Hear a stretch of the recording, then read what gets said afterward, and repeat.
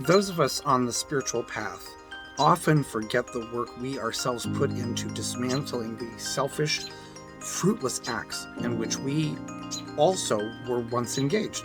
But our own selfishness didn't completely go away. We strive to expand the space into which others may come and be identified with our self. We start with our loved ones, and then include acquaintances, strangers, then, if we're really successful, our own enemies. One viewpoint that can be helpful is understanding a fundamental truth about consciousness. There are two phases: the localized consciousness, which is our body-mind complex, and the non-localized consciousness, which is the environment and aspects of the beings which move around in it.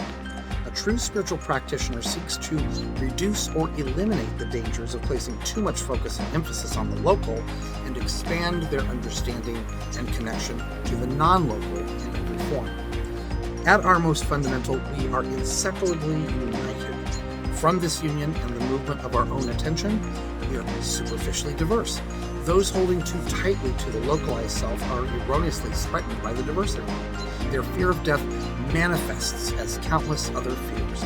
Because they've not contemplated the end of their own life, they cling to the only and most obviously connected non-local experiences, family, friends, things they call mine, to bolster a greater error in overestimating the ability this localized self has to endure.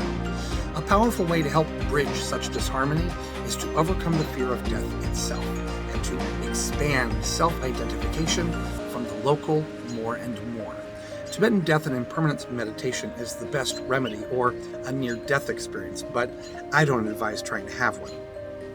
This is difficult to achieve, mostly because a key component of the localized ideation of self entails preservation.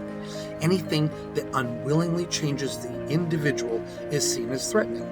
We need only look to our own families to find the answers. Love and compassion are there, and they feel good with our loved ones.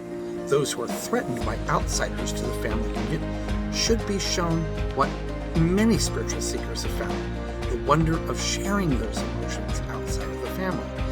There will always be superficial diversity, even when at face value it appears to be indistinguishable from one another. Some people seek to disallow those who are different from enjoying their non-local experience, which also takes place in their non-local consciousness.